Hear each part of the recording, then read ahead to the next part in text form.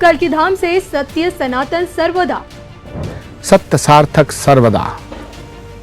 कल्कि धाम से कल्कि महोत्सव 9 दिसंबर तक श्री कल्कि महोत्सव 2025 का आयोजन किया जा रहा है। कल्कि धाम से राम कथा की रस वर्षा, श्रीमद जगतगुरु रामभद्राचार्य जी के श्रीमुख से राम कथा की रस वर्षा होगी। कल्कि धाम से जगत गुरु की हकीकत, तो रामभद्राचार्य जी झूठ बोलते ही नहीं, सच बोलते। कल्कि धाम से कयामत तक सनातन राष्ट्र, ता कयामत तक सनातन राष्ट्र रहेगा। देखिए सिर्फ और सिर्फ धर्म ज्ञान पर। अच्छा, ये जो डेमोग्राफी चेंज हो रही है, अभी तो अमित शाह ने भी कह दिया है, बहुत तेजी से मुस्लिमों की आबादी बढ़ी है, हिंदुओं की घटी है। वो बाकायदा उन्होंने एक आंकड़ा भी दिया है। अगर मैं संभल के लिहाज से पूछूं, यहाँ की डेमोग्राफी का क्या सीन है, कल्कि धाम के आसपास का जो पूरा क्षेत्र है, वो थोड़ा अगर आप समझा पाएं। हालात काफी खराब है। खराब किस सेंस में? एक्चुअली संभल को टारगेट किया गया सैकड़ों साल पहले, क्योंकि पुराणों में ये लिखा था कि संभल वो स्थान है जहां भगवान का अवतार होगा। बात को समझिए। ठीक है। तो उन्हें मस्जिद बनाने के लिए जमीन की कमी नहीं थी। उस जमाने में तो जमीनें थी। करेक्ट। तो उन्होंने मंदिर तोड़े क्यों? मंदिर क्यों तोड़े? मंदिर इसलिए तोड़े कि ये हिंदू कहते हैं कि यहाँ भगवान आएगा। तो मंदिर नहीं तोड़ा, हिंदुओं की आस्था को तोड़ना है, हिंदुओं की आस्था को कुचलना है, उसे रौंदना है, उनकी अस्मिता से खिलवाड़ करना।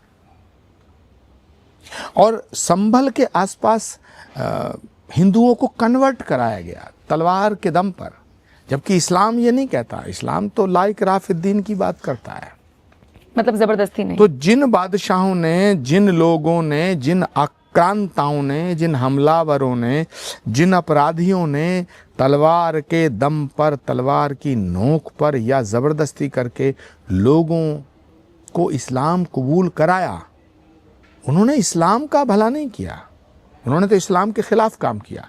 अब कोई कहे कि मैं मुसलमान हूँ, AK-47 लेकर के बेगुनाहों पे हमला कर रहे हैं। ये जो पहलगांव में हुआ, ये जो पुलवामा में हुआ, निर्दोष लोगों पे गोलियां चल रही हैं, बम ब्लास्ट कर रहे हैं। ये इस्लाम है क्या? अगर ये इस्लाम है तो मैं नहीं मानता। जो बेगुनाहों का खून बहाएं हाथ में AK-47 लेके और कहें हम मुसलमान हैं, मैं उन्हें मुसलमान मानने को तैयार नहीं। ये राक्षस हैं।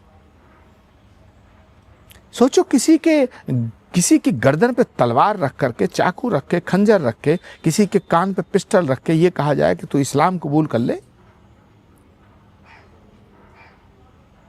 ये नहीं हो सकता धर्म, ये धर्म नहीं हो सकता। ये तो इच्छा की बात है, श्रद्धा की बात है। एक दो बस आखिरी सवाल सर, कल्कि महोत्सव होने जा रहा है, मैंने अभी पढ़ा, थोड़ा बताएंगे उसके बारे में। कल्कि महोत्सव 2007 से शुरू हुआ। अच्छा।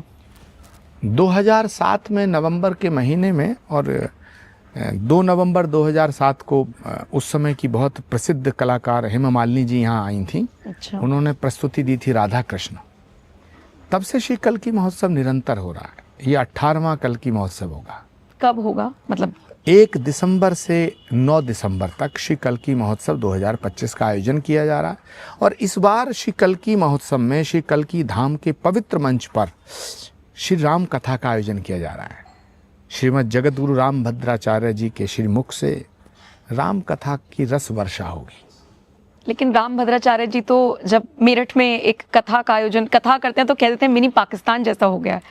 तो रामभद्राचार्य जी झूठ बोलते ही नहीं, सच बोलते। अगर उन्होंने कहा तो समझ लो ठीक कहा। वो ऐसे साधु हैं, वो स्वार्थ के वशीभूत होकर कुछ मीठी बातें करें ना। जो शास्त्र कह रहा है वो कह रहे हैं, जो देख रहे हैं वो कह रहे हैं। सत्य सार्थक सर्वदा। ठीक है, एक आखिरी सवाल बस, उसके साथ खत्म करूंगी। सवाल ये कि चीफ जस्टिस ऑफ इंडिया पर एक वकील साहब ने जूता फेंक दिया।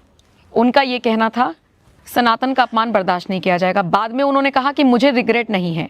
इसी बीच प्रेमानंद महाराज का भी एक वीडियो वायरल है, हो सकता है वो अभी का ना हो, बहुत पुराना हो, सर्कुलेट हो रहा है, जिसमें प्रेमानंद महाराज कह रहे हैं कि जहां सनातन का अपमान हो वहां से निकल लो। वहां से जाओ। सवाल ये है कि ये आक्रोश करने का या जताने का तरीका ठीक है? देखिए, चीफ जस्टिस ऑफ इंडिया के ऊपर जूता फेंक के मारना ये ठीक नहीं है, क्योंकि सनातन हिंसा की अनुमति नहीं देता। लेकिन चीफ जस्टिस ऑफ इंडिया को भी सनातन को अपमानित करने का अधिकार नहीं है। भारत का संविधान और भारत का लोकतंत्र उन्हें भी इसकी अनुमति नहीं देता, क्योंकि चीफ जस्टिस ऑफ इंडिया सर्वोच्च अदालत की कुर्सी के सामने लिखा हुआ यतो धर्मस् ततो जया, यतो धर्मस् ततो जया, ये लिखा हुआ है। तो अगर धर्म के विरुद्ध, धर्म के खिलाफ या किसी भी धर्म के मानने वालों के खिलाफ हम भगवान मानते हैं, भगवान विष्णु को, करेक्ट, ये हमारी आस्था का विषय है, तो उनका अपमान करने का अधिकार आपको भी नहीं है। और भारत एक स्वस्थ और सशक्त लोकतंत्र है। यहाँ अभिव्यक्ति की स्वतंत्रता है, अभिव्यक्ति की आज़ादी है, लेकिन अभिव्यक्ति की आज़ादी के साथ साथ अभिव्यक्ति की आज़ादी का मतलब ये नहीं कि आप हिंदुओं की भावनाओं को, हिंदुओं की आस्था और हिंदुओं की भावनाओं का अपमान करेंगे। ये भारत सनातन राष्ट्र है और ता कयामत तक सनातन राष्ट्र रहेगा। बिल्कुल। भारत में पैदा होने वाला प्रत्येक व्यक्ति सनातनी है। वो पूजा किसी भी तरीके से करता हो, वो आरती करता हो या ना करता हो, वो मंदिर जाता हो या ना जाता हो, भारत भूमि सनातन की भूमि है, क्योंकि दुनिया में जितने धर्म हैं उनमें एक सनातन धर्म ऐसा है जिसका ओरिजिन भारत की भूमि है। तो भारत में पैदा होने वाला हर व्यक्ति सनातनी है। इसलिए मैं कहता हूं, सत्य सनातन सर्वदा। और इसी के साथ चाहूंगी आप एक भजन अगर सुना दें हमारे दर्शकों को, फिर क्लोजिंग वहीं पे कर देंगे उसी भजन के साथ। इस समय हम कुरुक्षेत्र में हैं। संभल कलयुग का कुरुक्षेत्र है। द्वापर में वहां कुरुक्षेत्र था, कलयुग का कुरुक्षेत्र है संभल। और कुरुक्षेत्र में भजन नहीं गाए जाते, शंखनाद होता है। कभी फिर भजन सुनाऊं। चलिए, इसी वादे के साथ आपको छोड़कर जा रही हूँ। उम्मीद करेंगे जब अगले पॉडकास्ट में आचार्य जी के साथ बैठेंगे तो भजन होगा, क्योंकि फिलहाल तो हम कुरुक्षेत्र में मौजूद हैं। बहुत बहुत शुक्रिया हमसे बात करने के लिए।